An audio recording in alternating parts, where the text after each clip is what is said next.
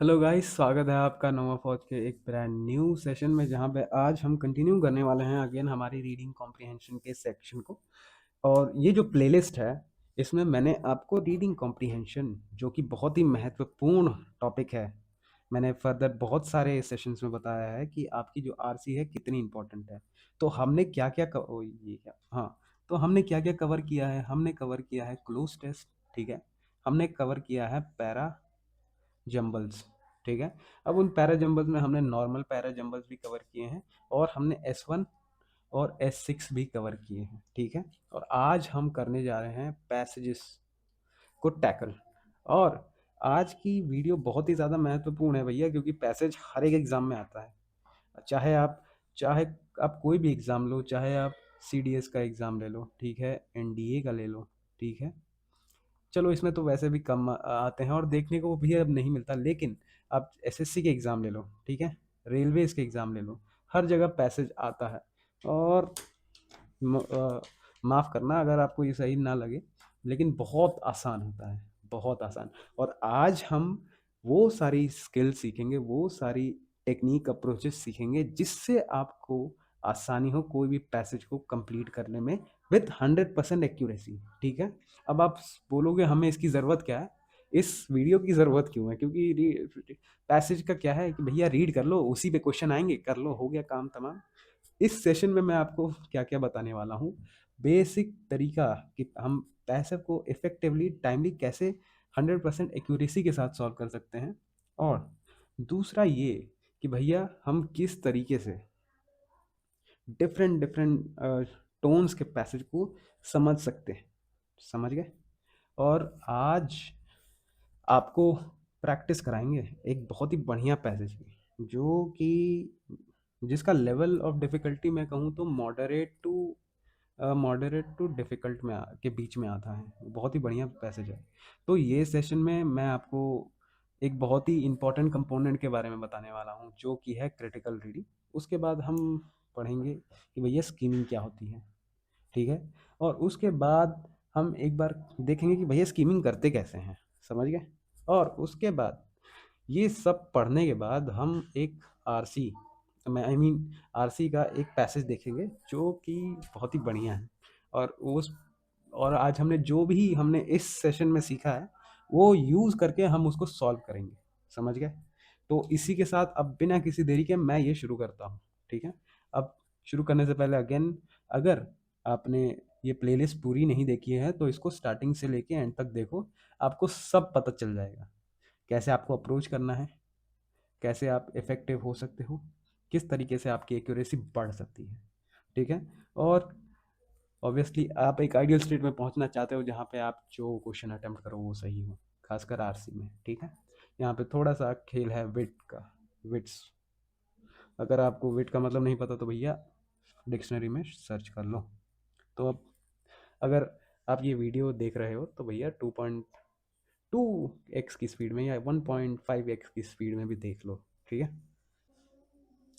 अब हम ज़रा फोकस करते हैं एक बहुत ही महत्वपूर्ण व्यक्ति विशेष पर, जिसे कहते हैं क्रिटिकल रीडिंग। चलो, क्रिटिकल रीडिंग क्या है आओ देखते हैं। इससे पहले एक एग्जांपल लो। एक है हमारे पास मोहन, मोहन जी, मोहन जी। और दूसरे हैं हमारे पास सोहन, सोहन जी। अब ये दोनों भाई जी जाते हैं एग्ज़ाम देने। ले, अच्छी बात है। वहाँ इनको मिलता है एक पैसेज, जो कि पैसेज दिखने में तो आसान है, लेकिन भैया उसके क्वेश्चन थोड़े से पेचीदे हैं। अब मोहन जी क्या करते हैं, मोहन जी तो हैं हमारे नॉर्मल रीडर। नॉर्मली आएंगे, एकदम बेसिक रीडिंग करेंगे, सरफेस लेवल तक देखेंगे कि हाँ हाँ भाई ये लिखा है। उसके बाद सीधे क्वेश्चन पे चले जाएंगे। फिर बाद में देखेंगे आइला, क्वेश्चन तो यार समझ ही नहीं आ रहा है, आंसर क्वेश्चन दिया है, आंसर तो मुझे मिल ही नहीं रहा है। क्यों? क्योंकि सोहन जी डीप डाइव नहीं किया है, वो तो सरफेस लेवल को छू के निकल चुके हैं। वहीं दूसरी जगह सोहन जी आते हैं हमारे, जो कि क्रिटिकल रीडिंग के बारे में जानते हैं और उसके प्रिंसिपल्स को अप्लाई करते हैं हमारे पैसेज पे। अब सोहन जी ने फट से पढ़ा, और फिर बाद में क्वेश्चन देखे, और फिर बाद में सॉल्व करके निकल गए, ठीक है। अब भैया इन दोनों को एग्जाम्पल से हमने क्या सीखा। पहला, क्रिटिकल रीडिंग बहुत ज़्यादा ज़रूरी है। दूसरा, मोहन जी जैसा एटीट्यूड लेके मत जाना भैया, चाहे वो कितना ही बेसिक टॉपिक क्यों ना हो, कॉम्पिटिटिव लेवल है भैया, रिस्क नहीं ले सकते, पॉइंट पॉइंट पे बंदे कट ऑफ से नीचे हो जाते हैं, समझ रहे हो? इसीलिए अब क्रिटिकल रीडिंग क्या होती है?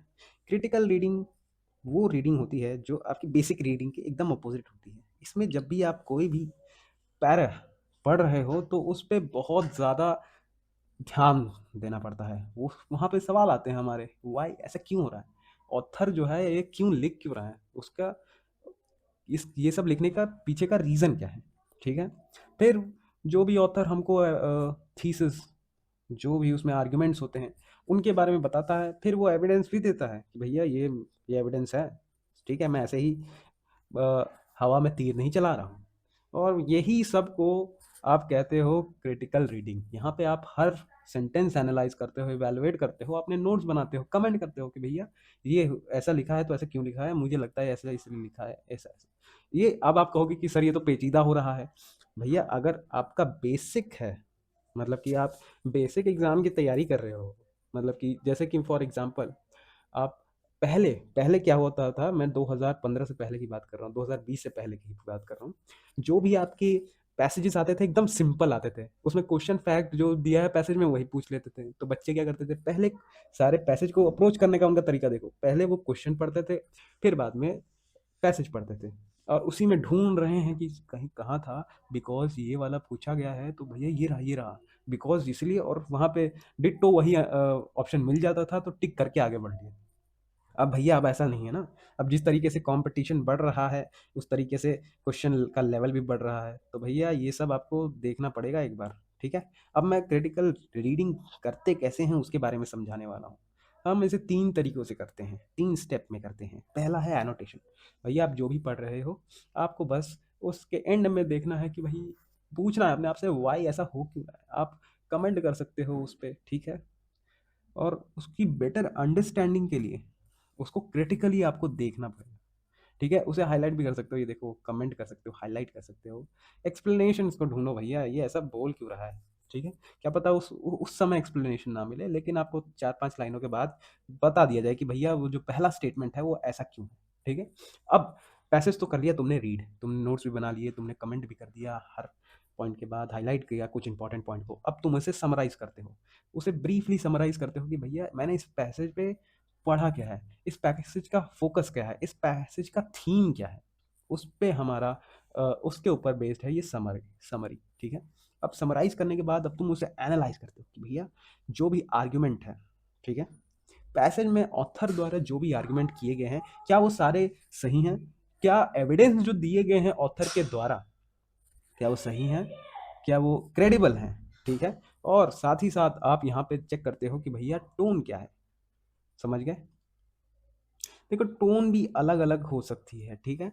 अलग अलग पैसेजेस आते हैं, टोन कई टोन ऐसी पैसेज की टोन्स के मैं बारे में यहाँ पे पर्टिकुलरली बात करूँ तो टोन देखो आपकी कैसी हो सकती है, न्यूट्रल टोन हो सकती है, ऑप्टिमिस्टिक हो सकती है भाई, एकदम एंथुसियास्टिक टोन हो सकती है पैसेज की, क्रिटिकल टोन हो सकती है, पेसिमिस्ट टोन हो सकती है, सिनिकल टोन हो सकती है, समझ गए? वो पैसेज एक्सप्लेनेटरी हो सकता है, ठीक है? परसुएसिव हो सकता है, असर्टिव हो सकता है, अलग-अलग टोन होती हैं जो हमारे एग्ज़ाम में आता है, ठीक है? और ये टोन को हमें जानना ज़रूरी इसलिए हो जाता है ताकि जो हमें ये पता चल जाए कि भैया ऑथर हमको भटकाने की कोशिश नहीं कर रहा है, समझ गए? टोन अलग-अलग तरीके की होती है, सार्कास्टिक हो गई, नॉस्टैल्जिक हो गई। नॉस्टैल्जिक मतलब कि भैया कि पुरानी पुरानी पुरानी बातों पर लिख दिया किसी ने, हैं? समझ गए पैसेज? टेंटेटिव टोन हो सकती है भैया, फॉर्मल हो सकती है, रिफ्लेक्टिव हो सकती है, फिलॉसॉफिकल हो सकती है, समझ गए? अलग-अलग टोन होती है। तो यही यही कुछ चीज़ों पे हमें ध्यान देना होता है जब हम किसी भी पैसेज से गो थ्रू कर रहे होते हैं। इन शॉर्ट में बताऊँ तो भैया जो तुम पढ़ रहे हो, क्या तुम उसे समझ पा रहे हो? माइंडफुल रीडिंग कर रहे हो कि नहीं, ये ज़्यादा ज़रूरी है। ठीक है? अब देखो अब स्कीमिंग क्या होती है? अब तुमने ये समझा कि भैया क्रिटिकल रीडिंग क्या होती है। अब स्कीमिंग क्या है? स्कीमिंग कुछ नहीं है। एक बड़े से पैसेज को कम से कम समय में पढ़ना है आपको, तो आप फ़ोकस करते हो बहुत सारे इम्पोर्टेंट चीज़ों पर, ठीक है? उसे ही स्कीमिंग कहते हैं, ठीक है? अब चलो मैं आपको स्कीमिंग को और थोड़ा-सा अच्छे से समझा दूँ कि स्कीमिंग होती क्या है और हम करते कैसे हैं। और हमारे पास एक ये पैराग्राफ दिया हुआ है, ठीक है, जो कि दिखने में थोड़ा बड़ा लग रहा है। वो भैया इसमें तो खतरनाक खतरनाक वर्ड यूज़ हुए हैं, अनप्रेसिडेंटेड हैं जी, हैं जी, अपॉर्चुनिटी, ये इतने बड़े बड़े शब्द। भैया अब मेरे पास समय है नहीं इतना बड़ा पढ़ने का, तो मैं क्या करूँगा, फोकस करूँगा बहुत ही चंद शब्दों में, जिससे कि मुझे पता चलेगा कि भैया ये कह क्या रहा है। अब देखो, ज़रा मैं ये पैसेज गो थ्रू करूँगा और मैं कुछ चीज़ें हाईलाइट करूँगा, और मुझे बताना, क्या वही चीज़ सिर्फ तुम पढ़ते तो क्या तुम्हें ये पूरा पैसेज समझ आता? ठीक है, आओ चलो मैं ये पैसेज पढ़ता हूँ। सबसे पहले, इन रीसेंट डिकेड्स, ठीक है, अर्बनाइजेशन हैज एक्स, एक सेकंड, ये क्या है, नीला अपने पीला कर दो भाई इसका। हाँ जी, urbanisation has accelerated at a, अरे यार ये क्या हो रहा है, ये माइक्रोसॉफ्ट को आज, एट एन अनप्रेसिडेंटेड पेस, ठीक है, particularly in developing countries, cities are, अरे यार एक सेकंड देना ज़रा मुझे। देखो एक काम करता हूँ मैं, हाईलाइट नहीं करता हूँ इसको, अंडरलाइन करता हूँ, नहीं तो हो जाएगा काम, हम आज करते रह जाएंगे। ठीक है, तो फिर से करता हूँ। इन रिसेंट डिकेड्स, ठीक है, urbanisation has accelerated at an unprecedented pace, particularly in developing countries. Cities are expanding, ठीक है, rapidly as people migrate in search of better employment opportunities, education and healthcare. While, इस पे थोड़ा सा focus करना, मैं बताऊंगा क्यों वाइल ये इतना ज़रूरी क्यों है। हालांकि कंजक्शन है भाई, इग्नोरेबल है, लेकिन वाइल ज़रूरी क्यों हो जाता है मैं बताता हूँ। While urban growth has contributed significantly, ठीक है भाई, contributed significantly to economic development and innovation, ठीक है, it has also, वाओ यहाँ पे देखो किस तरह से बदलाव आया है, enormous pressure on the infrastructure, housing and natural resources। देखो अब यहाँ पे जहाँ तक मैंने पढ़ा है, मुझे ये समझ आया है कि भैया यहाँ पे रैपिड अर्बनाइजेशन के बारे में बात हो रही है, ठीक है, रैपिड अर्बनाइजेशन, ये टॉपिक है इसका, मुझे जहाँ तक पता लग रहा है, ठीक है, हो सकता है कि कुछ और भी हो, आगे बढ़ के देखते हैं। तो यहाँ पे अर्बनाइजेशन की बात हो रही है कि अर्बनाइजेशन जो है वो एक्सेलरेट कर रही है, और डेवलपिंग कंट्रीज में ही ज़्यादा हो रहा है, क्यों, क्योंकि लोग जो हैं छोड़ के जा रहे हैं बेटर, क्या कहते हैं, एम्प्लॉयमेंट अपॉर्चुनिटीज़ वगैरह के लिए, हेल्थ केयर, इन सब के लिए। अब यहाँ पे देखो वाइल के बाद ये कह रहा है कि भैया ये ग्रोथ के लिए तो अच्छा है, बट ये प्रेशर, इनॉर्मस प्रेशर डाल रहा है हाउसिंग इंफ्रास्ट्रक्चर और नेचुरल रिसोर्सेज पे, ठीक है, प्रॉब्लम सच एज, ठीक है, प्रॉब्लम सच एज ट्रैफिक, ठीक है, pollution, inadequate public services and informal settlements have become common feature of these large cities। अब यहाँ पे हमें बता रहा है कि भैया कि देखो ये प्रॉब्लम्स कैसी कैसी आ रही हैं, ट्रैफिक की प्रॉब्लम आ रही है, पोल्यूशन की प्रॉब्लम आ रही है भैया, सेटलमेंट, इनफॉर्मल सेटलमेंट की प्रॉब्लम, इनफॉर्मल सेटलमेंट का मतलब है कि भैया तुम्हारी ज़मीन है नहीं, तुम आके बस गए कहीं से, ठीक है, और बहुत ही जैसे बहुत ही अजीब तरीके से कंडीशन में रह रहे हो, बस जिंदा रहने के लिए रह रहे हो, इस तरीके की, ठीक है। तो ये बता रहे हैं कि अब ये लार्ज सिटीज़ की ऐसी प्रॉब्लम हो गई है अर्बनाइजेशन की वजह से, ठीक है। अब आगे बढ़ो, आगे बोलता है, government and urban planners face this face the challenge of managing the growth sustainably by investing in public transport, affordable housing, and environmentally responsible policies to ensure that cities remain livable for future generation। ठीक है, अब यहाँ पे ये कह रहा है कि भैया अब गवर्नमेंट और जो भी पॉलिसी, ये हमारे प्लानर्स हैं, अर्बन प्लानर्स, इनको पॉलिसीज़ बनानी चाहिए उस तरीके की, इनको ध्यान देना चाहिए उन चीज़ों पे जो कि हमारा रहन-सहन, हमारे और हमारे फ्यूचर जनरेशन के लिए जो रहन-सहन है उसे ठीक कर सकें। समझ गए? तो अब ज़रा हमने ये पढ़ लिया और हमें पता चल गया कि रैपिड अर्बनाइजेशन एक प्रॉब्लम है। यहाँ पे इस पैराग्राफ में, इस पैराग्राफ के टोन के हिसाब से हमारा जो ऑथर है कहना चाहता है कि भैया अर्बनाइजेशन बहुत ही अच्छी चीज़ है डेवलपिंग कंट्रीज़ के लिए, और हो रही है इस दशक में, लेकिन भैया उसके भी प्रॉब्लम्स हैं, ठीक है। और हमें कब पता चला कि भैया यहाँ पे थोड़ा सा क्रिटिकल होने वाला है, वाई पे हमने ध्यान दिया। चलो अब स्कीमिंग करते हैं। अब ज़रा जो अंडरलाइन वर्ड हैं मैं सिर्फ उन्हें पढ़ूंगा और देखूंगा क्या मुझे पता लग रहा है, क्या वही सेंस बन रहा है जो मैंने पूरा पैराग्राफ एक बार रीड किया। अर्बनाइजेशन एक्सेलरेटेड, ठीक है, in developing countries. Cities are expanding, people migrate, better employment opportunities, education and health care, ठीक है। While urban growth has contributed significantly economic development and innovation, it has also placed pressure infrastructure, housing and natural resources problems, traffic, pollution, inadequate public services, informal settlements, ठीक है। ये become नहीं है large cities में, ठीक है। Government urban planner managing sustainability, transport, affordable housing, and environmentally responsible policies that cities remain livable for future generation। मैंने वही चीज़ें की हैं, पढ़ी हैं जो अंडरलाइंड है, ठीक है, और जो ज़रूरी हैं। और मुझे, अगर आप भी अलग से ये पढ़ोगे तो आपको पता चलेगा, हाँ भैया, हमने कट शॉर्ट करके भी पढ़ा है तो मीनिंग वही आ रहा है, हमें वही मेन जो आइडिया है इस पैराग्राफ का हमको पता लग रहा है। तो भैया इसे ही कहते हैं स्कीमिंग, ठीक है। ये बहुत ही बढ़िया चीज़ है। अब मेरी बात बात ध्यान से सुनो। स्कीमिंग बहुत ही बढ़िया चीज़ है, वो आप तब करो जब भैया आपका जो पैराग्राफ हो वो थोड़ा आसान हो, थोड़ा सा इजी से मॉडरेट की स्केलिंग के बीच में हो। मैं पैराग्राफ को 3 हिस्सों में डिवाइड करता हूँ, 3 नहीं, वेल 2 ही हिस्सों में। ये क्या हो गया, चलो। पहला इजी, ले भाई। दूसरा मॉडरेट, अरे ये क्या हो रहा है यार। और तीसरा डिफिकल्ट। अब आपके जो पैराग्राफ हैं वो इन दो के बीच में ही रेंज करते हैं, या तो ये या तो ये, समझ गए। अबे यार, अब या तो अगर आपका पैराग्राफ इजी से मॉडरेट के बीच में हो तो भैया आप स्कीमिंग कर सकते हैं, नो इशू। लेकिन अगर आपका मॉडरेट से डिफिकल्ट हुआ तो भैया कैसे पता लगेगा आपको, हैं? तब तो आपकी हालत खराब हो जाएगी ना। वहीं पे आते हैं हमारे एक तीसरे भैया, ठीक है, ज़रा ध्यान से सुनना इनकी भी कहानी। ये हैं हमारे रोहन भैया, ठीक है। रोहन, इनका एक अलग ही अप्रोच है। ये क्या करते हैं, थोड़ी देर पहले ही मैंने बताया था, ये क्या करते हैं, ये जाते हैं, क्वेश्चन पढ़ते हैं, फिर बाद में वापस आते हैं, फिर पैराग्राफ पढ़ते हैं। पहले क्वेश्चन पढ़ते हैं, फिर पैराग्राफ पढ़ते हैं। अब इनके आंसर सारे हो रहे थे सही, ठीक है। इनके जितने भी मॉक मारे भाई साहब ने, सारे सब में आरसी में इनकी 100% आ रही थी ला।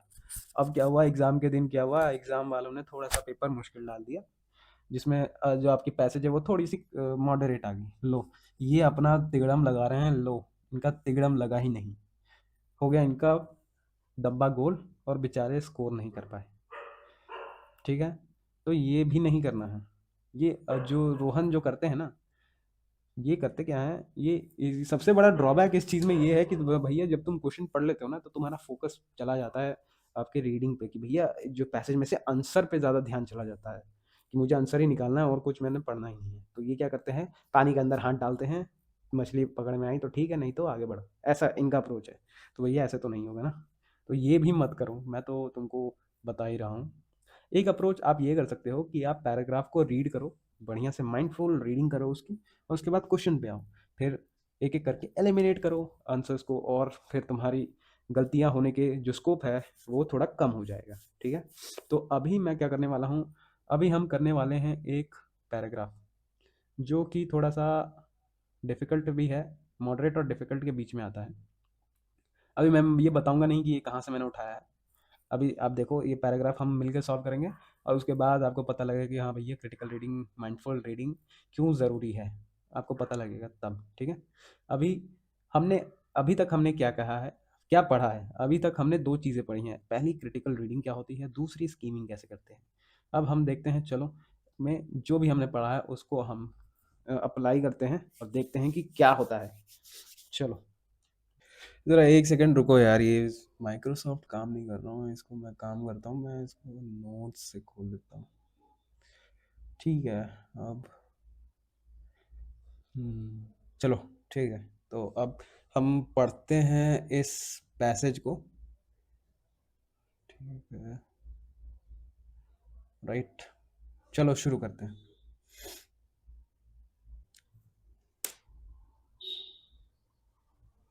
हाँ, तो चलो मैं अब हम ये पैराग्राफ को करते हैं। हम क्या करेंगे, सबसे पहले हम जो है ये पैराग्राफ पढ़ेंगे और मैं तुम्हें हर पैराग्राफ का मीनिंग बताऊंगा और उसके बाद हम साथ में जो है सवालों को करेंगे। ठीक है, आओ ज़रा देखें इस पैराग्राफ को। तो हम शुरू करते हैं। एक सेकंड ज़रा। हम्म, Understanding the key properties of complex system can help us clarify and deal with many new and existing global challenges from pandemics to poverty. यहाँ पे हमें ये बोला जा रहा है कि अगर हम की प्रॉपर्टीज को समझ ले किसी भी कॉम्प्लेक्स सिस्टम के, तो हम कोई भी प्रॉब्लम्स को कोई भी प्रॉब्लम से डील कर सकते हैं। कैसी प्रॉब्लम, ग्लोबल चैलेंजेस जैसे कि पेंडेमिक हो गया, पॉवर्टी हो गई। अब आगे क्या कहता है, a recent study in nature physics found transition to orderly state such as schooling in fish, all fish swimming in same direction. यहाँ स्कूलिंग इन फिश का मतलब है कि all fishes are in the same direction, moving in the same direction. ठीक है, can be caused paradoxically. Paradox का मतलब होता है कि भैया कोई भी चीज जो कॉन्ट्राडिक्ट करे अपने आप को, कॉन्ट्राडिक्ट।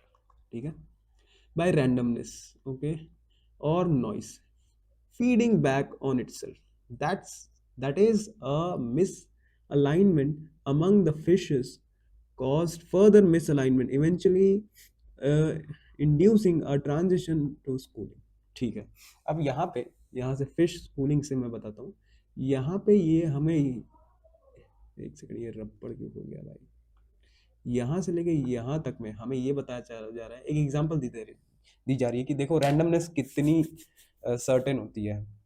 यहाँ पे फिशेस के बारे में बताया कि फिशेस जो होती हैं वो हमेशा एक जगह, एक सारी जितनी भी होती हैं वो सिर्फ एक डायरेक्शन में जाती हैं। लेकिन ये होता क्यों है, ये रैंडमनेस के कारण होता है। क्यों? अब यहाँ पे नॉइस और रैंडमनेस कहा है, मतलब कि कोई डिस्टरबेंस या रैंडमनेस। ठीक है, नॉइस और रैंडमनेस का मतलब यहाँ पे डिस्टरबेंस को लेके, अगर कोई भी डिस्टरबेंस होता है तो फिश तुरंत ही वहां से अपोजिट साइड जाती है। ठीक है, अब भैया एक फिश तो जाएगी नहीं, अलग अलग फिश उसी डायरेक्शन में जाएंगी, कुछ इस डायरेक्शन में जाएंगी, कुछ इस डायरेक्शन में जाएंगी। समझ रहे हो? अब यही रैंडमनेस जब हम बड़े स्केल पे देखते हैं तो वही कह रहा है कि भैया ये रैंडमनेस जो है एक अलाइनमेंट बन जाती है। सारी जितनी भी मिस अलाइनमेंट्स हैं ये सारी की सारी अलाइनमेंट बन जाती हैं। समझ गए? अब आगे बढ़ते हैं। Most of us wouldn't guess that noise can produce predictable behaviour. हम कह रहे हैं, यहाँ पे बताया जा रहा है कि काफी लोग तो ये सोच भी नहीं सकते कि रैंडमनेस से भी हम एक प्रेडिक्टिव, एकदम प्रेडिक्टिव अलाइनमेंट बना सकते हैं। ठीक है, the result invites to invite us to consider how technology such as contact tracing app, although informing us locally, might negatively impact our collective movements. ठीक है, in each of us changes our behavior to avoid the infected, we might generate collective pattern we had aimed to avoid. Higher levels of interaction between the infected and suspectable, or higher level of interaction among the asymptomatic. ठीक है, अब यहाँ पे हम हैं यहाँ से। ठीक है, यहाँ टेक्नोलॉजी की बात कर रहे हैं, एक एग्जांपल दिया है कॉन्टैक्ट ट्रेसिंग ऐप। ठीक है, यहाँ पे बोला गया कि देखो ये हमारे डे टू डे लाइफ में भी हो रहा है, जैसे कि हम्म, जैसे कि कॉन्टैक्ट ट्रेसिंग ऐप। अब देखो, अब ये हमारे जो कॉन्टैक्ट ट्रेसिंग ऐप, यहाँ पे ये मतलब है कि देखो एक होता है इन्फेक्टेड लोग, ठीक है, और दूसरे होते हैं जो किसी भी बीमारी से नॉट इन्फेक्टेड है। अब बात ये है कि कॉन्टैक्ट ट्रेसिंग में ये कर दिया गया है कि उस ऐप के द्वारा आपको ये पता चलेगा कि कहाँ पे इफेक्टेड लोग ज़्यादा हैं और कहाँ पे इफेक्टेड लोग हैं ही नहीं। तो अब तुम्हें मल्टीपल इफेक्टेड वो दिखेंगे, एरियाज दिखेंगे। तो इससे क्या होगा कि तुम यहाँ जाना अवॉइड करोगे। समझ रहे हो? यहाँ जाना एकदम अवॉइड ही कर दोगे। इससे क्या हो गई, हमारी मूवमेंट जो है वो क्या हो गई, एकदम लिमिटेड हो गई, वही कह रहा है यहाँ पे। आओ अब आगे बढ़ते हैं। नेक्स्ट ये क्या बोलता है, चलो एक सेकंड। ठीक, complex system also suffer from a special vulnerability to events that don't follow a normal distribution और बेल कर्व। यहाँ पे हमें नई चीज़ के बारे में बताया गया है। अब ये कह रहा है कि भैया कॉम्प्लेक्स सिस्टम में एक स्पेशल वल्नरेबिलिटी है। जितने भी कॉम्प्लेक्स सिस्टम होते हैं उनमें एक स्पेशल वल्नरेबिलिटी होती है। कैसे कॉम्प्लेक्स सिस्टम्स की बात कर रहे हैं हम यहाँ पे रैंडमनेस की बातें कर रहे हैं। ठीक है, कॉम्प्लेक्स सिस्टम वो कॉम्प्लेक्स सिस्टम जहाँ पे मल्टीपल रैंडम इवेंट्स होते हैं, उसी के बारे में बात हो रही है। और यहाँ पे बताया जा रहा है कि भैया इसी कॉम्प्लेक्स सिस्टम में भैया वल्नरेबिलिटी भी है एक। और अब हमें डिफाइन किया जा रहा है कि बेल कर्व क्या होती है। वही डिस्टर्बेंस में जो सबसे अजीब चीज़ वल्नरेबिलिटी है वो है। चलो आगे बढ़ते हैं। When events are distributed normally, most outcomes are familiar and don't seem particularly striking. Height is a good example. It's pretty unusual for a man to be over 7 feet tall. Most adults are between 5 to 6 feet, and there is no known person over 9 feet tall. But in collective settings where अब देखो, यहाँ से यहाँ तक यहाँ पे बोल क्या रहा है, मैं समझाता हूँ यहाँ से कि देखो, अब ये जो इवेंट्स होते हैं ये बहुत ज़्यादा ही यूनिक इवेंट्स होते हैं। इनके होने के चांसेस ही नहीं होते हैं। फॉर एग्जांपल, अगर कोई भी हम सिस्टम लेते हैं, कोई भी कॉम्प्लेक्स सिस्टम लेते हैं, तो उसमें कुछ पर्टिकुलर चीज़ें होती हैं जो कि एकदम नॉर्मल होती हैं, जो कभी इतनी दिलचस्प नहीं लगती कि भैया आकर्षक, ये क्या अजीब चीज़ हो गई है, सब नॉर्मली चल रहा होता है। अब जैसे कि एग्जांपल लिया, आप देख रहे होंगे कि भैया अर्थ पे, इस धरती पर सारे मनुष्य जो हैं वो 6 से 5 से 6 फीट 7 फीट वाले हैं, और 9 फीट वाले तो है ही नहीं। अब अगर वही 9 फीट का कोई आके आदमी आ जाए तो भैया क्या होगा, वो एक बेल कर्व बनाता है। उसी चीज को हम बेल कर्व कहते हैं। ये एग्जाम्पल के थ्रू हमें बताया गया। ठीक है,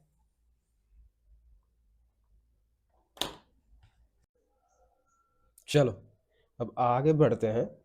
एक सेकेंड।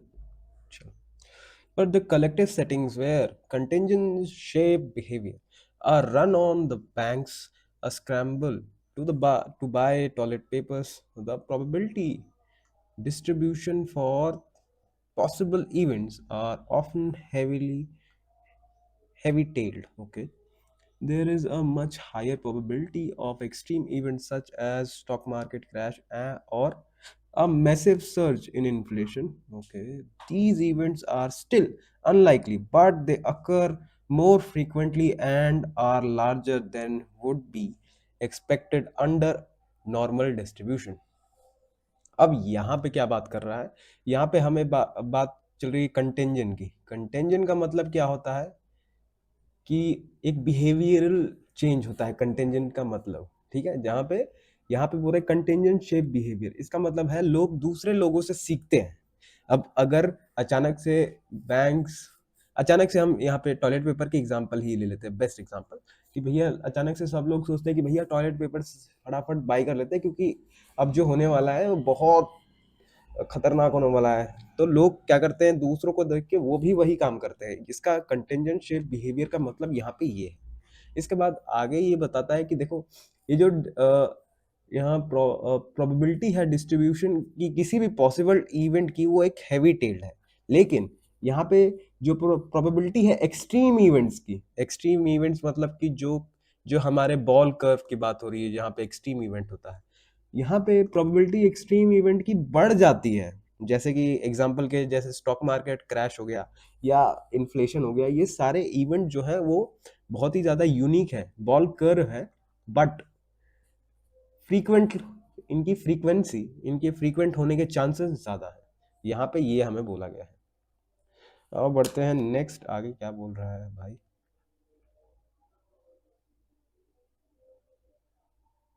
ओके, चलो। What's more, once a rare but hugely significant tail event take place, this rises to probability of further tail event. We might call this a second order. Okay, we might call it as a second order tail event. They include stock market gyration after a big fall and earthquake aftershocks.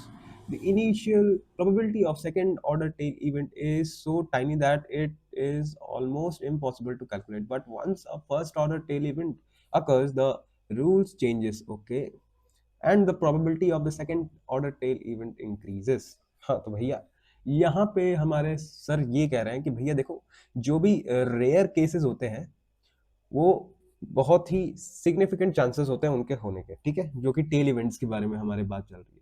और फिर बाद में ये कहता है कि भैया एक बार अगर टेल इवेंट जो एक बार अगर टेल इवेंट प्लेस करता है, मतलब कि होता है, तो उसके बाद जो कि सेकंड टेल इवेंट होता है, उसके बाद जो दूसरा सेकंड टेल इवेंट होता है, उसके चांसेस बढ़ जाते हैं। और यहाँ पे उसे सेकंड ऑर्डर टेल इवेंट कहा गया है, ठीक है। एग्जांपल के लिए जैसे स्टॉक मार्केट जायरेशन, इसका स्टॉक मार्केट जायरेशन का मतलब क्या है कि भैया जो आपकी फ्लक्चुएशंस होती हैं स्टॉक मार्केट की, उसी के बारे में है, यही है मतलब स्टॉक मार्केट जायरेशन यहाँ पे इसका मतलब, ठीक है। और जैसे कि अगर अर्थक्वेक आया तो उसके बाद अर्थक्वेक के बाद तो उसके आफ्टर शॉक्स, वही एक अदर अदर एग्जांपल है, ठीक है। उसके बाद यहाँ पे बोला गया है, नेक्स्ट ये बोल रहे हैं कि एक बार सेकंड टेल, देखो सेकंड टेल इवेंट की कैलकुलेशन इतनी कॉम्प्लेक्स होती है कि पॉसिबल ही नहीं है, लेकिन अगर फर्स्ट ऑर्डर टेल इवेंट हो गया तो इसका मतलब ये है कि भैया अब जल्द ही सेकंड ऑर्डर टेल इवेंट होने वाला है। समझ गए? जी सर। तो आगे हमें क्या बताया जा रहा है, the dynamic of tail event are complicated by the fact that they result are from cascade of another unlikely event, okay. Dynamic complicated है, और ये cascade of another unlikely event का मतलब ये एक तरह का डोमिनो इफेक्ट है, जैसे कि अगर ये गिरा तो इसके आगे वाला जो इससे बड़ा है वो गिरेगा, और इसके आगे वाला जो इससे बड़ा है वो गिरेगा। ये कास्केड का मतलब ये है कि भैया एक टेल इवेंट होता है, फिर उसके बाद दूसरा शुरू हो जाता है। फिर यहाँ पे कह रहे हैं कि when COVID-19 first struck, the stock market suffered stunning losses, followed by an equally stunning recovery. Some of these dynamics are potentially attributed to the to former sports bettors with no sports to bet on, entering the market as spectators, as speculators, sorry, rather than investors. Acha, the arrival of these new players might have increased inefficiency and allowed the savvy long-term play investors to gain an edge over bettors with different goal, ठीक है। तो भैया यहाँ पे बात हुई है again, ये जो टेल इवेंट के डायनामिक्स के बारे में बता रहा है कि भैया ये जो टेल इवेंट है ना, ये एक के बाद एक शुरू हो जाता है। यहाँ पे हमें एग्जांपल दिया गया है, बहुत ही मस्त एग्जांपल 2019 के कोविड का, जो कि हमारा फर्स्ट जो वेव आई थी। तो इसमें बताया गया कि भैया पहले जो स्टॉक मार्केट था ना, वो उसमें बहुत सारे लॉसेस थे, लेकिन ये पहला टेल इवेंट है। फिर अगेन इसके बाद दूसरा टेल इवेंट आया कि भैया किस तरीके से उसने एक स्टनिंग रिकवरी की है। ऐसा क्यों है यहाँ पे, ये यहाँ इधर यहाँ ध्यान दो, इधर बताया गया है ये कहानी क्यों है ऐसी, बताता हूँ मैं। तो यहाँ पे बोल रहे कि भैया हुआ ऐसा था कि भैया जो बैटर स्पोर्ट्स बैटर्स होते हैं, जो बेट लगाते हैं स्पोर्ट्स पे, वो अब कोविड आने के बाद तो सब बंद हो चुका था। तो भैया वो कमाए कहाँ से, लगाए कहाँ पे, तो फिर वो घुसे सारे के सारे कहाँ पर, सीधे स्टॉक मार्केट में। अब वो एक मार्केट में घुस गए, लेकिन उनकी उनके पास नॉलेज नहीं थी, तो वो किस तरीके से घुसे, एक स्पेक्यूलेटर की तरह कि भैया अच्छा ये ऊपर जा सकता है, अच्छा मैं लगा देता हूँ देखते क्या होता है। एक इन्वेस्टर की तरह नहीं आए थे, समझ रहे हो, इन्वेस्टर नहीं थे, वो स्पेक्यूलेटर थे, तुक्के मारने वाले। और जब ये नए प्लेयर्स आए तो भैया क्या हुआ, इनएफिशिएंसी आई मार्केट में प्लेयर्स की तरफ से, जो खराब बाई सेल होने लगा जब मार्केट में। तो यहाँ सेवी का मतलब है कि भैया जो बंदा एक्सपीरियंस्ड हो, लॉन्ग टर्म इन्वेस्टर्स ने इनका फायदा उठाया, और जिसके कारण उनको बहुत ज़्यादा फायदा हुआ। तो समझ गया, ये है, ये हमें एक दूसरा एग्जांपल से समझाया है कि भैया ये जो डायनामिक्स है ये टेल इवेंट का, ये कैसे काम करता है। चलो अब आगे देखते हैं, आगे भैया क्या बोल रहे हैं। ओके, चलो आगे पढ़ते हैं। One reason a first order tail event can induce further tail event is that it changes the perceived cost of our action and changes the rules that we play by. This game change is an example of another key complex system concept, non stationarity. अच्छा भैया, अब नए एक नया चीज हमारे पास आई है। A second canonical example, ये वर्ड मस्त लग रहा है, of a non-stationarity is adaptation, ठीक है, as illustrated by the arms race involved in the co-evolution of host and parasites. in which each has to run faster just to keep up with the novel solution the other one presents as they battle in out in evolutionary times। ठीक है, ये हम बड़ी मस्त चीज, नई चीज अब बताई गई है यहाँ पे।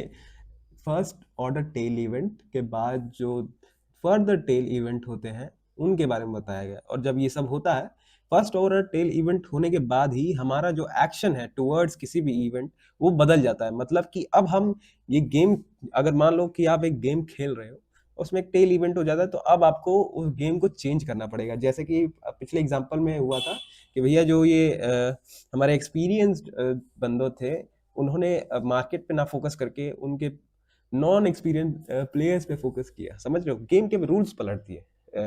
यहाँ पे इसी बारे में बात हो रही है। और इसी चीज को एक और की कॉन्सेप्ट बताया गया है जिसे कहते हैं नॉन स्टेशनैरिटी। ठीक है, ये कैनोनिकल का मतलब इंपॉर्टेंट होता है।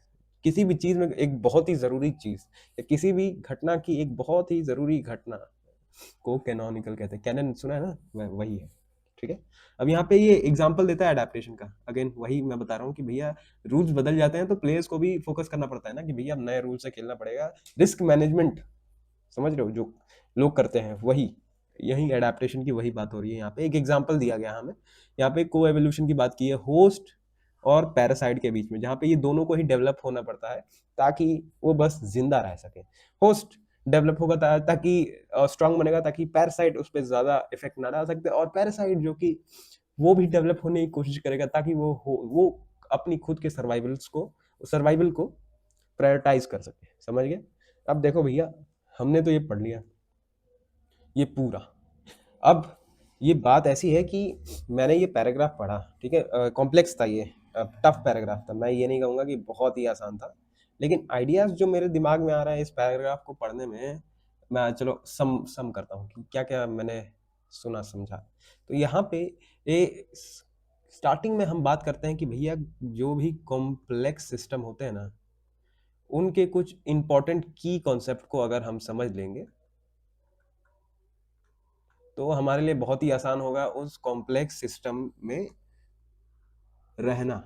मतलब कि समझ रहे हो कि किस तरीके से वो कॉम्प्लेक्स सिस्टम किस तरीके से काम कर सकता है और कैसे हम प्रेडिक्शन कर सकते हैं। तो उसके बाद इन्होंने हमें एक टेल बॉल कर्व की बात बताई थी, जो कि एक टेल इवेंट है। बॉल कर्व वो इवेंट है, rarest of the rare event को हम कहते हैं बॉल कर्व, रेयर इवेंट। ठीक है, उसके बाद हमें बताया गया है कि भैया अब एक बार बॉल इवेंट हो गया, तो अब एक इवेंट हो गया तो भैया उसके साथ दूसरा भी रेयर इवेंट होगा और तीसरा भी उसको फॉलो करेगा। इसी तरीके से एक डोमिनो चेन बन जाती है, इसे हमने फर्स्ट ऑर्डर कहा था। ठीक है, ये सेकेंड ऑर्डर टेल इवेंट है। ठीक है, फिर हमने एक एग्जांपल लिया था आगे। उसके बाद लास्ट में हमें नॉन स्टेशनैरिटी, इसके बारे में बताया गया, नॉन स्टेशनैरिटी। ठीक है, ये क्या होती है कि भैया जब रूल्स चेंज हो जाते हैं, जब बॉल इवेंट्स हो जाते हैं, उसके बाद हमें किस तरीके से अपने आप को चेंज करना पड़ता है गेम्स के रूल्स के हिसाब से। समझ गए? यही मतलब कि हमारे की वो है जो हमने समझे हैं, की टेक अवेज हैं जो मुझे इस पैराग्राफ को पढ़ के पता चला है। और हमने हर चीज के लिए एक एग्जाम्पल लिया है, हर चीज को समझाने के लिए यहाँ पे एक एग्जाम्पल का यूज किया गया है। जैसे कि ये नॉन स्टेशनैरिटी वाले में हमने किसका पैरासाइट और होस्ट का एग्जाम्पल लिया था। ठीक है, ये डोमिनो इफेक्ट के लिए हमने स्टॉक मार्केट का लिया था। और यहाँ पे कॉम्प्लेक्स सिस्टम को समझने के लिए हमने रैंडमनेस का एग्जांपल लिया था, वो फिश वाला एग्जांपल। ठीक है, कि किस तरह से मल्टीपल रैंडमनेस एक प्रेडिक्टेबल चीज बना देती है। ठीक है, अब आओ, अब हम पढ़ते हैं कि भैया क्या सवाल है। ये हमारे पास कुछ कितने सवाल हैं, 4 सवाल है। अब एक एक करके इनको हम सॉल्व करेंगे। ठीक है, अगेन ये मेजर के की टेक अवेज थे। अगर तुमको दिक्कत है तो एक बार फिर से इस पैराग्राफ को पढ़ो और बताओ। ठीक है, टेलीग्राम में मैं ये पैराग्राफ डाल दूंगा। ठीक है, और आंसर्स तुम वीडियो से देख लेना। अगर तुमको ये समझ नहीं आया तो भैया एक बार स्टार्टिंग से वीडियो देख लो तुम। ठीक है, चलो आते अब सीधा सवालों पे बढ़ते हैं। तो चलो अब सीधे हम अपने सवालों पे पढ़ते हैं। तो सबसे पहला सवाल है, all of the following inferences are supported by a passage except. यहाँ पे हमें बताना है कि कौन सा है जो पैसेज में नहीं बताया गया। इन्फ्रेंसेस का मतलब है कि भैया जो क्या समझे हो आप पैसेज के अंदर। तो अब देखते हैं एक एक करके क्या क्या बातें हो रही हैं। सबसे पहले पहला ऑप्शन देखते हैं, a text attribute that Covid the text attributes the COVID-19 pandemic rebound in financial markets solely to displays to sports bettors and treats their entry as the overriding cause of the rapid recovery across asset and time horizon। ठीक है, तो हमने example हमने यही पढ़ा था। एक second, मैं आपको सीधा पैसेज में ही चला जाता हूँ। यहाँ पे देखो, when the COVID-19 first struck, the stock market suffered stunning loss, okay, और उसके बाद equally stunning recovery। ठीक है, some of these dynamics are potentially attributed to former sports batters। यहाँ पे क्या हम देख सकते हैं, यहाँ पे हम हाईलाइट करते हैं some of these dynamic or are potentially attributed to former sports batter। आप जरा फोकस करो इस लाइन पे। यहाँ पे सम कहा गया है, सम, बट हम मैं अपने क्वेश्चन में चेक करूं, यहाँ पे लिखा है सोनली। सोनली का मतलब है सिर्फ इन स्पोर्ट्स बैटर के कारण ही हमारी जो रिकवरी हुई थी स्टॉक मार्केट की। तो क्या ये सही है? सिर्फ एक वर्ड की वजह से ये पूरा सेंटेंस जो है ये हमें गलत हो जा रहा है। मतलब समझ रहे हो कि सिर्फ एक सोनली की वजह से हमारा इन्फ्रेंस में इतनी पावर होनी चाहिए कि भैया हमको समझ आ जाए। क्योंकि हम ये पैसेज बहुत ही बढ़िया से रीड कर चुके हैं, हम लाइन बाय लाइन हमने इस पैसेज को समझा है, इसलिए हमारी ये छोटी छोटी चीजों के पर ध्यान बहुत जल्दी गया। ठीक है, अगर हम बाकी ऑप्शन पढ़ें तो यहाँ पे heavily tailed event makes extreme outcomes more frequent and larger than ball curve expectation. These complicates forecasting and risk management in collective settings shaped by contingent and coping behavior। तो क्या ये बात सही है कि भैया हैवीली टेल्ड इवेंट जो होता है extreme outcomes, heavily tailed event एक बार हो जाता है तो एक्सट्रीम आउटकम्स जो होते हैं वो फ्रीक्वेंट्स हो जाते हैं। यहाँ पे बॉल कर्व की बात की है कि किस तरीके से ये बॉल कर्व एक्सपेक्टेशन को रीच करता है, समझ गए। और जो यहाँ पे कंटेंजेंट की बात की है और कोपिंग बिहेवियर की बात की है वो मैंने ऑलरेडी आपको समझाई थी कि भैया देखो कंटेंजेंट के कारण जो होते हैं लोग जो होते हैं, कहाँ गया, यहीं पे तो था। ठीक है, कंटेंजेंट शेप बिहेवियर, यहाँ पे चेक करो, contingent shapes behaviour are run on banks and scrambles to buy toilet papers। The probability distribution of the for people event are often heavily tailed। ठीक है, and there is a much, ठीक है, तो यहाँ पे बोला है कि भैया किस तरीके से कंटेंजेंट शेप करता है बिहेवियर को, जिसके कारण अब जब नया गेम आ चुका है तो भैया कोपिंग नए रूल्स भी तो हैं और रिस्क मैनेजमेंट भी तो करना है। वहीं पे कूपिंग के बारे में, कूपिंग बिहेवियर के बारे में बात की है, किस तरीके से लोग कंटिंजेंट बिहेवियर करते हैं उसके बारे में। तो कि क्या ये सही है? हाँ जी सर, ये सही है। Learning can change the rules that actors face, so a rare shock can alter payoffs and raise the odds of subsequent large distribution within the same system, okay, which supports the idea that the second order tail event supports the। यहाँ पे हमें example दिया गया कि actors के बारे में कि यहाँ पे एक बार एक रेयर शॉक आता है और उसके बाद चांसेस जो होते हैं वो ऑल्टर हो जाते हैं, वो बदल जाते हैं हाई पे ऑफ्स के। ठीक है, तो ये अगेन वही बात कह रहा है कि भैया एक बार फर्स्ट ऑर्डर टेल इवेंट हुआ तो इसके बाद सेकेंड ऑर्डर टेल इवेंट के चांसेस क्या करते हैं, अप हो जाते हैं। तो क्या ये सही है? हाँ जी सर, ये सही है। Examples like run banks and toilet papers illustrate how contingent can amplify local choices into system wide cascade। यहाँ पे अगेन वही contingent की बात की है कि किस तरह से contingent behavior amplify करता है। जैसे कि अब एक बंदा जा रहा है स्टोर पे, उसको देख के बाकी सब भी वही स्टोर यूज कर रहे हैं। अब एक बंदा बनाता है यूट्यूब पे चैनल, अब उसको देख के बाकी सब, अब वो हिट हो गया है, उसको देख के बाकी सब बना रहे हैं यूट्यूब चैनल, सेम चीज है। तो भैया ये क्या करता है, ये आपके एम्पलीफाई करता है लोकल चॉइसेस को। किस तरीके से ये लोकल चॉइसेस एम्पलीफाई हुए। क्या ये सही है? एकदम सर, हमारा पहले का आंसर ए है। ठीक है, राइट, बढ़ते हैं हम नेक्स्ट सवाल की तरफ। ये फोकस करना बहुत ज़्यादा ज़रूरी है। देखो ये आरसी जो है ये टफ है, इसीलिए हमें ध्यानपूर्वक सारे के सारे ऑप्शंस को पढ़ना पड़ेगा। हम यहाँ पे एलिमिनेशन मैं दिखा रहा हूँ कि भैया मैं एलिमिनेट कैसे करता हूँ ऑप्शंस को, ठीक है, क्योंकि ये इन्फ्रेंसेस बेस्ड पैसेज है, तो यहाँ पे मेरा दिमाग चलना बहुत ज़रूरी है, अदरवाइज मेरे नेगेटिव मार्क्स ज़रूर लगेंगे।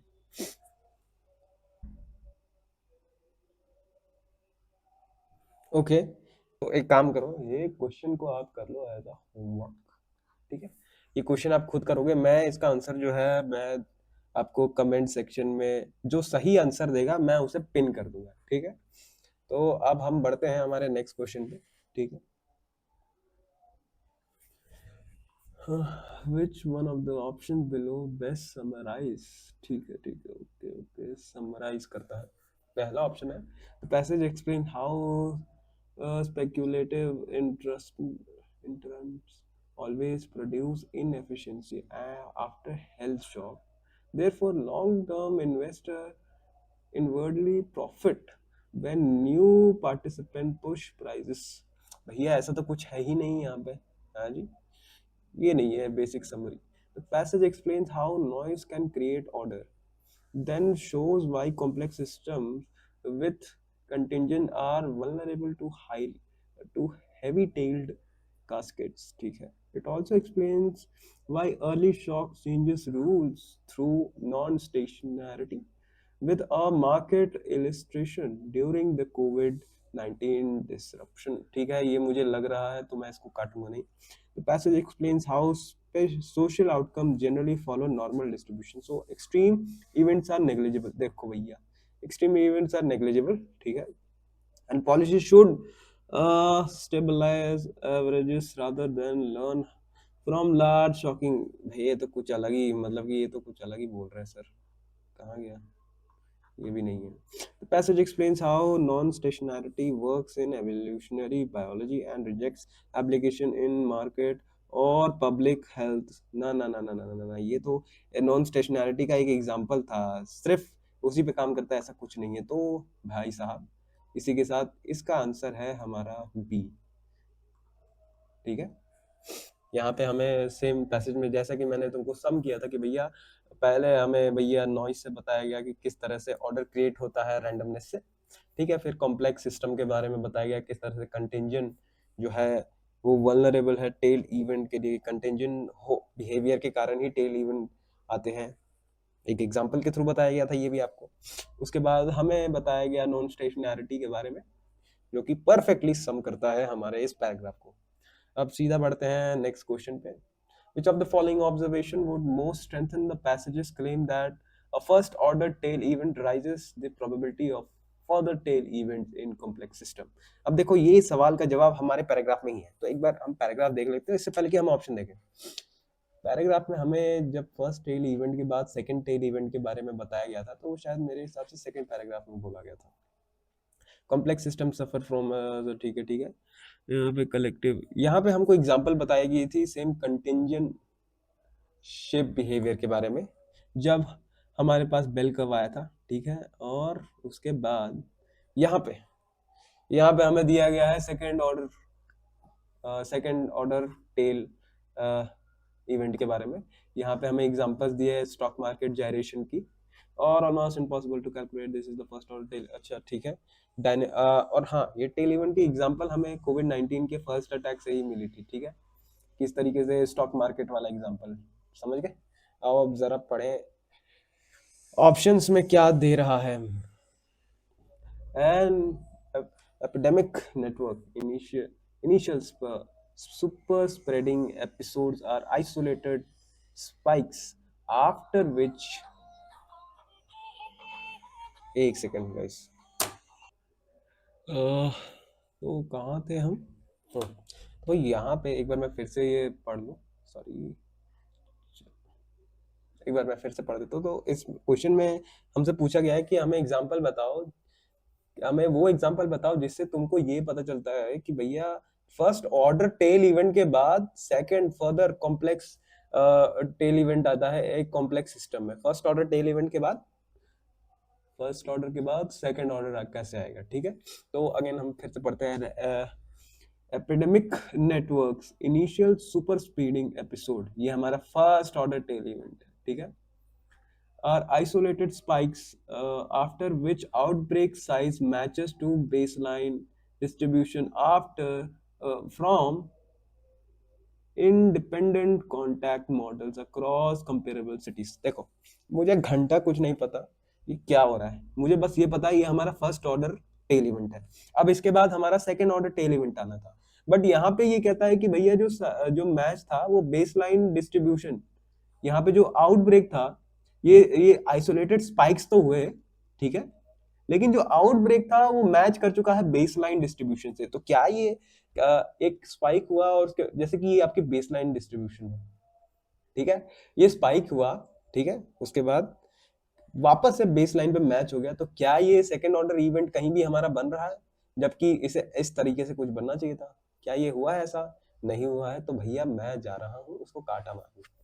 After a major equity crash, ठीक है, researchers find dense cluster of large daily moves for several weeks, ठीक है, with extreme days occurring for more than in normal circumstances for assets। अब देखो, यहाँ पे एक मेजर इक्विटी क्रैश हुई, ये हमारा फर्स्ट ऑर्डर है, ठीक है। उसके बाद रिसर्चर्स को पता चला कि भैया ये सेवरल वीक्स तक चलता रहा, ये जो लार्ज डेंस क्लस्टर्स थे ये सेवरल वीक्स तक चलते रहे, जो कि एक्सट्रीम है, बहुत एक्सट्रीम है ये घटना होने के, ठीक है। तो क्या ये कर रहा है हमारे जो स्टेटमेंट को, क्या ये प्रूव कर रहा है कि भैया फर्स्ट ऑर्डर के बाद सेकंड ऑर्डर आता है, जहाँ की यहाँ पे बताया जा रहा है कि भैया इक्विटी एक बार क्रैश हुई, उसके बाद ये लंबे समय तक एक्सट्रीम डे, लंबे समय तक ये होता रहा, large daily moves, dense clusters of large daily moves to several weeks, ठीक है, with extreme days occurring more than, यहाँ पे far more often। इस शब्द से मुझे ये पता चल गया कि भैया फर्स्ट ऑर्डर के बाद सेकंड ऑर्डर हुआ है। तो क्या ये आंसर है मेरा?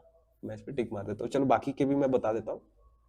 सी ऑप्शन में देखो, river discharge record shows water level fit a normal distribution, यहाँ पे रिवर डिस्चार्ज हुई थी, ठीक है, लेकिन जब वो अगेन यहाँ पे बोल रहा है कि नॉर्मल डिस्ट्रीब्यूशन, जो वाटर का लेवल था वो शो कर रहा है नॉर्मल डिस्ट्रीब्यूशन, तो भैया कहाँ से होगा ये tell event?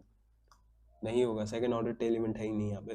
Following large earthquake regional seismic activity returns to base, again यहाँ पे baseline within hours, no aftershock sequence once, यहीं तक आप पढ़ लो भैया, आपको पता चल जाएगा कि भैया अर्थक्वेक आया था और उसके बाद वापस वो बेस लाइन पे वापस आ गया आफ्टर फ्यू आवर्स। तो क्या ये ऑप्शन हमें स्ट्रेंथन कर रहा है हमारे इसको? नहीं, तो इसका मतलब ये भी कट गया, ठीक है।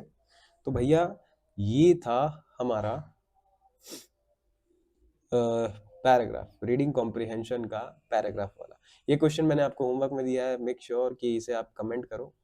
बहुत ही अच्छा क्वेश्चन है, क्योंकि मुझसे नहीं हुआ, ऑब्वियसली मेरा गलत हो गया था, इसलिए मैं देखूंगा आपका क्या अप्रोच रहता है, ठीक है। और ये पैराग्राफ बहुत ही टफ था, और ये पैराग्राफ हमने कैट का उठाया था, बताओ, इसी साल का 2025 का कैट का जो पेपर, आई मीन पिछले साल का, ये स्लॉट 1 का पेपर था। अब आप समझ गए होंगे कि देखो टफ लेवल के जो पैराग्राफ्स होते हैं, पैसेजेस होते हैं, वो किस प्रकार के होते हैं, और हमने इजीली इनको टैकल किया था। हमने आसानी से इसे एक बार में पढ़ा, फिर इसको समराइज किया, और उसके बाद इसके आंसर्स दिए। ये एक बहुत ही सिंपल, एकदम लॉजिकल तरीके से हमने पैसेज पढ़ा और सॉल्व किया, ठीक है। यही आपको अप्रोच, इसी तरीके की अप्रोच अगर आप रखोगे, तो आपका, मैं कह सकता हूँ कि भैया कुछ हो सकता है, आई मीन 100% एक्यूरेसी आ सकती है। और इसी के साथ मैं आज का सेशन ये समाप्त करता हूँ। आई होप आपको इस सेशन में मज़ा आया होगा। अगर आपको इस सेशन में मज़ा आया तो मेक श्योर कि भैया आप हमको करें सब्सक्राइब, ठीक है, और बेल आइकन ज़रूर दबाइएगा, ताकि आप कोई भी नई वीडियो, नए सेशंस को मिस ना करें, ठीक है। और हमारे टेलीग्राम ग्रुप को ज्वाइन कर लेना, क्योंकि वहाँ पे जितने भी हम आपको डेली हम वहाँ पे सवाल जवाब करते रहते हैं, आई मीन पीडीएफ वगैरह अपलोड करते रहते हैं, जो कि प्रैक्टिस के लिए बहुत ही नेसेसरी हो जाता है। तो ठीक है, और इसी के साथ आज का सेशन करते हैं बंद। नोआ फौज साइनिंग ऑफ।